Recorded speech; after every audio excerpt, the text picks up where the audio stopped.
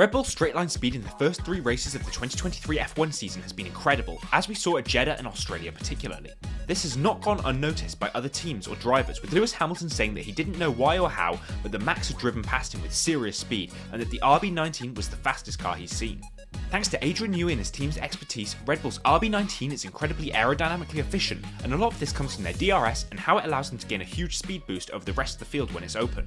It's this system and their rear wing that needs to be looked at to understand why Max and Checo can carry a 30km/h speed advantage over other cars down the straights. But what is DRS? DRS stands for Drag Reduction System and was introduced in 2011 with the aim of helping drivers overtake and to increase the amount of wheel-to-wheel racing we see. When a driver passes through a DRS detection point, their gap to the car ahead is monitored, and if they're within 1 second of each other, the driver will be able to use DRS in the next DRS activation zone. When a driver activates their DRS, the rear wing flap opens to reduce the surface area of the rear wing, and therefore also reduce their aerodynamic drag, increasing straight line speed and allowing them to gain speed on the car ahead, bringing them closer to allow for overtaking at the next corner. So if every car has DRS, how can Red Bull have an advantage? Well, every car has to have a maximum gap of 85mm between the main plane and upper flap of the rear wing, and the FIA checks this. Other design features of the wing can affect how effective this system is.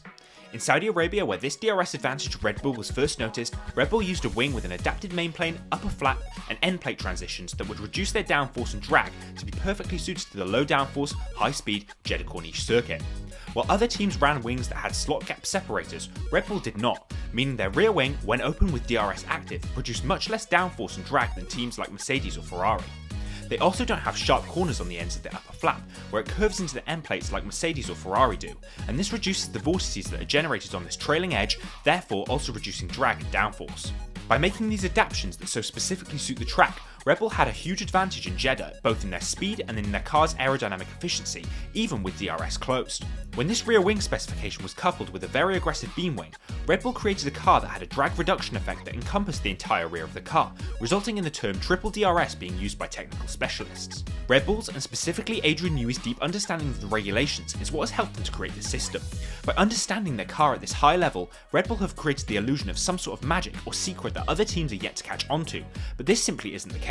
By keeping their rear wing, beam wing, and DRS delta Jeddah specific versus other teams who had just adapted their Bahrain specifications, Red Bull found increased performance, reduced their downforce, and reduced their drag. In doing so, Checo claimed victory, and Max was able to climb from 15th to finish 2nd. What do you make of Red Bull's technical development? Let us know by leaving a comment, like this video, and make sure to subscribe to Apex for the latest in the F1 world.